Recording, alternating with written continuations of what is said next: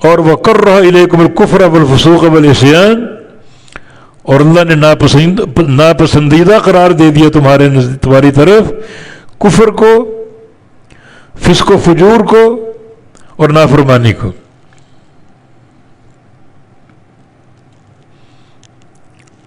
یہ تین چیزیں، کفر، فسق اور نافرمانی، اسے تمہارے طرف ناپسندیدہ بنا دیا۔ کفر کا معنی خلاف ایمان، خلاف عقیدہ، اور فسق و فجور ایسا عمل جو اطاعت سے خارج ہو، یعنی عملی نافرمانی، اور عصیان نافرمانی مطلقاً، جس کا تعلق زبان سے بھی ہو سکتا ہے۔ پیچھے ایمان کا ذکر ہے اور یہاں ایمان کے مقابلے میں یہ تین چیزیں ذکر ہیں۔ یہاں سے یہ بات ثابت ہوتی ہے کہ جو ایمان کے بارے میں اہل الحدیث کا موقف ہے، محدثین کی تعریف ہے، وہی راجح اور قابل قبول۔ یعنی ایمان تین چیزوں کا نام ہے۔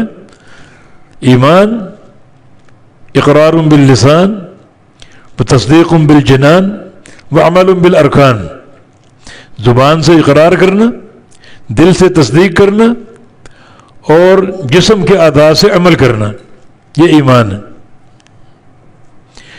ان محدثین کی تعریف کی روح سے پورے جسم میں ایمان ہے۔ آنکھوں میں ایمان ہونا چاہیے، کانوں میں ایمان ہونا چاہیے، ہاتھوں میں، پاؤں میں، شرمگاہ میں، ہر حصے میں ایمان ہونا چاہیے۔ ان ہر حصہ جسم کا ایمان کے مطابق چلے، ایمان کے خلاف نہ چلے۔ تو محدثین کی تعریف ایمان کی کیا ہے؟ تین چیزیں، تین چیزوں کا مجموعہ ہے: زبان کا اقرار، دل کی تصدیق اور بقیہ اعضاء سے عمل۔ اور یہ تین چیزیں جو ہیں انہی ایمان کے تین امور کے مقابلے میں، کفر جو ہے وہ دل کی تصدیق کے مقابلے میں، فسق و فجور جوارح اور اعضاء کے عمل کے مقابلے میں، اور عصیان جو ہے یہ زبان کی نافرمانی کو، کلمہ کفر یا کلمہ نافرمانی، اس کے مقابلے میں۔ تو فرمایا کہ اولئک ھم الراشدون، یہی وہ لوگ ہیں جو ہدایت والے ہیں، ہدایت یافتہ، ہدایت پر قائم ہیں۔ کون؟ جن کے دلوں میں ایمان مزین ہے، خوبصورت ہے، اور اس کو قبول کر چکے ہیں، اسی پر اکتفا کرتے ہیں۔ رسول پر ایمان، رسول کو سننا، رسول کو سمجھنا، رسول کی احادیث کو لینا، یہ راشد لوگ ہیں، ہدایت یافتہ لوگ ہیں۔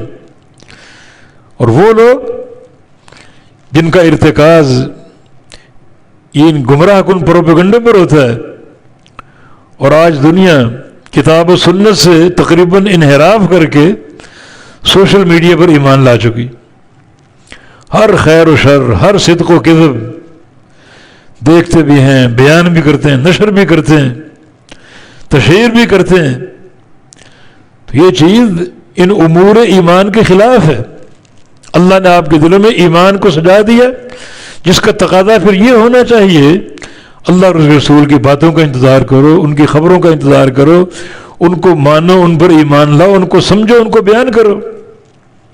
اس کے برعکس اگر تم منفی پروپیگنڈوں میں پڑ جاؤ گے، خبریں لوگے، دو گے کسی تثبت اور تحقیق کے بغیر، تو حرکتیں ایمان کے منافی۔